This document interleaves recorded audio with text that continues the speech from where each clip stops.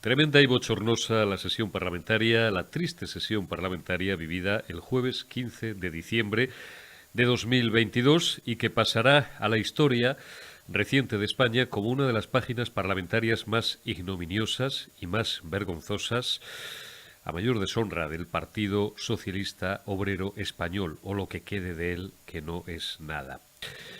Yo, que soy de verbo fácil, ya me conocen, a veces algunos me reprochan quizás ser un poco faltón.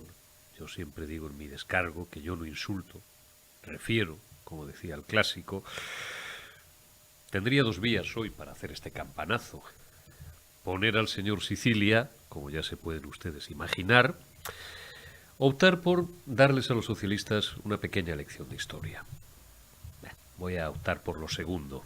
Hoy, paradójicamente, podría tener minutos y pista para correr, insisto, pero me apetece hablar un poco de historia. Vaya por delante que lo de ayer, siendo gravísimo, como es, y sobre todo la actitud pasiva de la tercera autoridad del Estado, la presidenta del Congreso, Meritxell Batet, pobre Meritxell, pobre, otra subalterna más, del sátrapa, dejando al señor Sicilia acampar a sus anchas y enfangar de tal manera la vida parlamentaria. Vaya por delante, digo, que lo de ayer estaba perfectamente estructurado y guionizado, ¿no? Repetían todos los diputaditos socialistas como papagayos, como pobres lacayos a sueldo, que es lo que son, de su jefe, un guión que, insisto, estaba pactado. El problema es que se pasaron de frenada.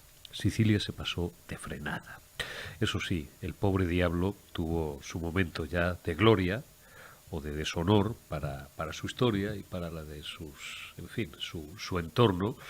Qué pena, a juzgar por la soltura y la sonrisa que le adornaba, la actitud algo chulesca que exhibía mientras era broncado por los diputados de la bancada popular. Voy con la lección de historia.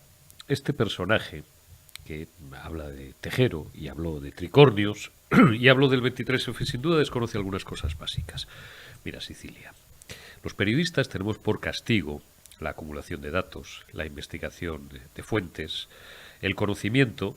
En algunos casos, hoy en día, como el periodismo ya no existe, pues se ha convertido en otra cosa. Digo, cuando yo lo conocí, ¿no?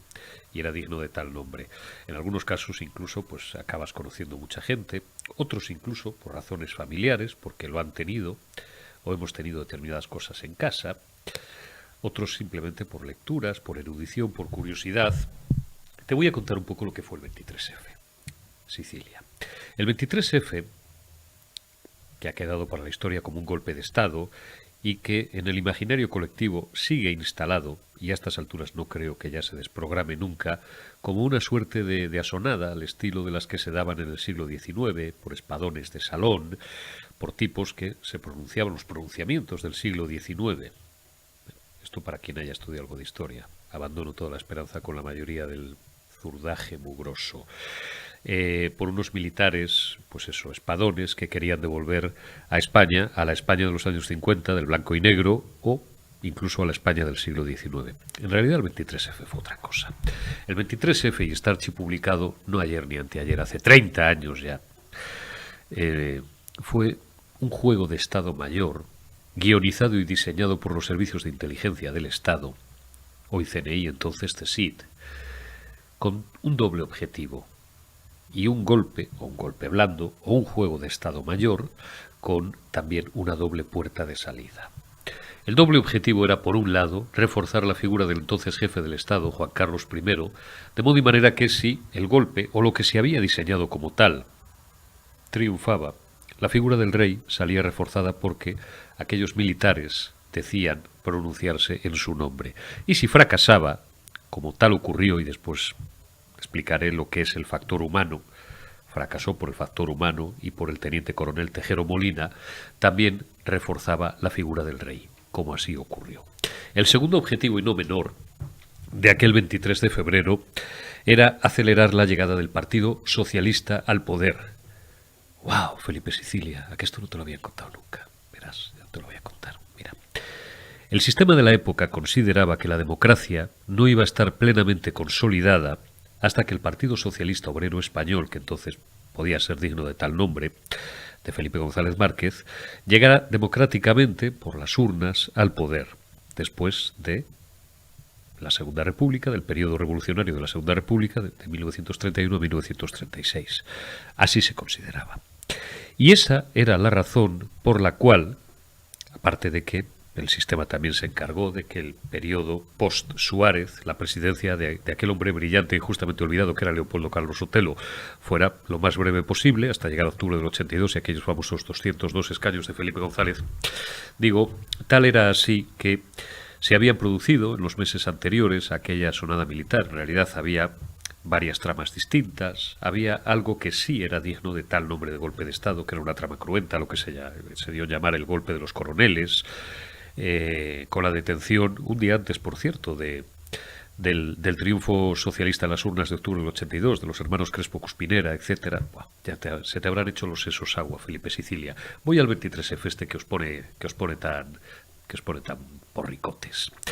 En la lista que Alfonso Armada Comín, a las 8:30 de la tarde, 2 horas después de que Tejero con 400 guardias civiles entrara y secuestrara al Congreso de los Diputados y los 350 parlamentarios que había allí en aquella época, en aquella lista que Armada Comín, el general de división Armada Comín, le presenta al teniente coronel Tejero, ¿sabes quién figuraba como vicepresidente? Felipe González Márquez.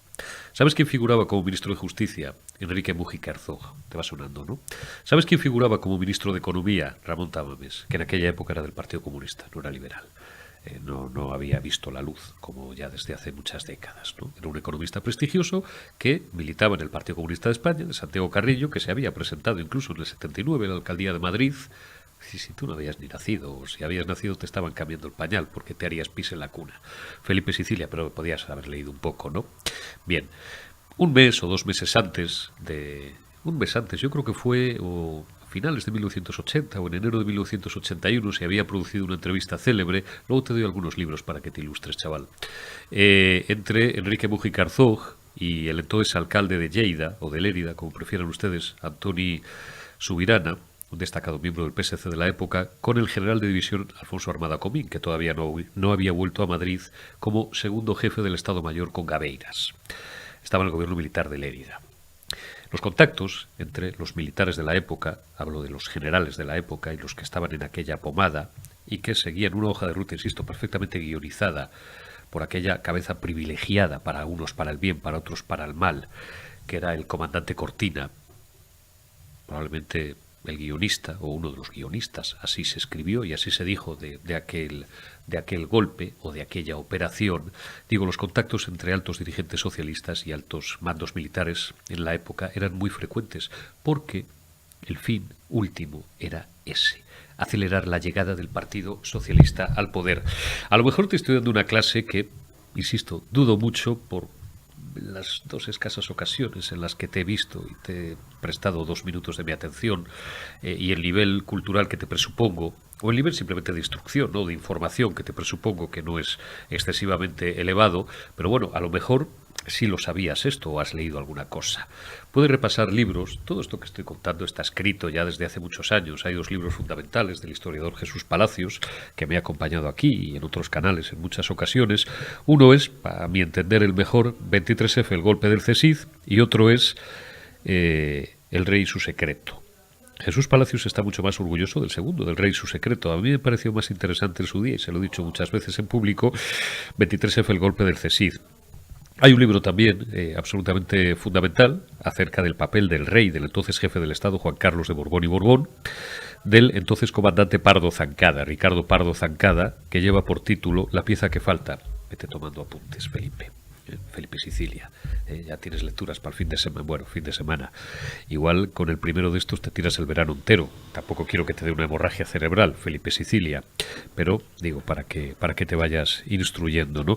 Te podría dar ahí también un libro interesante de mi buen amigo Fernando Jáuregui, periodista transicionista de los de aquella época, que habla de una cosa que se llamaba el informe Jáudenes, que fue un informe en el que no se explica ni de lejos tampoco todos los detalles más de la trama, pero bueno, pues fue un informe que se confeccionó por los servicios secretos, bueno, pues un poco para ir dándole carpetazo a algo que había salido regular, aunque al final consiguió su objetivo.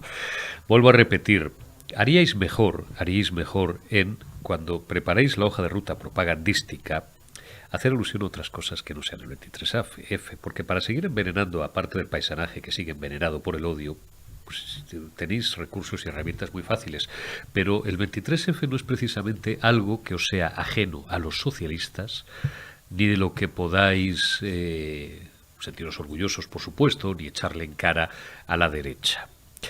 Lo de ayer, vuelvo a repetir, para cerrar ya este campanazo y no hacerlo eterno, que nadie se escandalice más de lo necesario porque estaba perfectamente estructurado, guionizado y dirigido por los servicios de información y propaganda del régimen.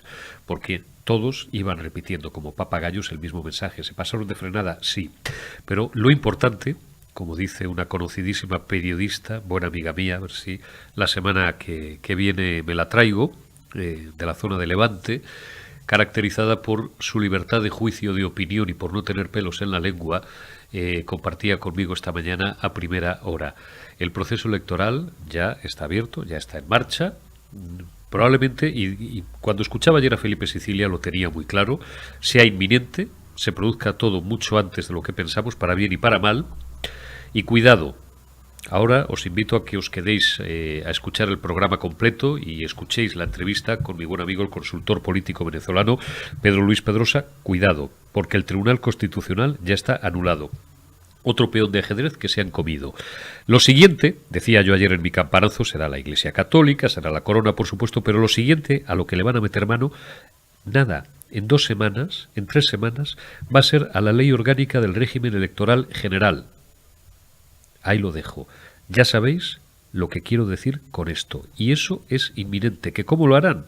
Da igual, ¿qué más da? Como han hecho con la sedición, con la malversación, incluyendo una disposición transitoria en cualquier ley que no tenga que ver, acelerando por el procedimiento de urgencia el trámite parlamentario para cepillarse los informes de los órganos consultivos del Estado. Ya lo están haciendo. Técnicamente es legal. Te lo dicen todos los juristas, de un extremo y otro del arco ideológico.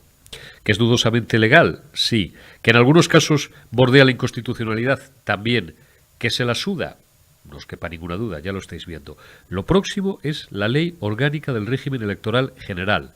O reaccionamos los españoles, o Venezuela ya está instalada. Y la dictadura socialista y el totalitarismo ya no es un futuro mediato o inmediato tenebroso, ya es una realidad.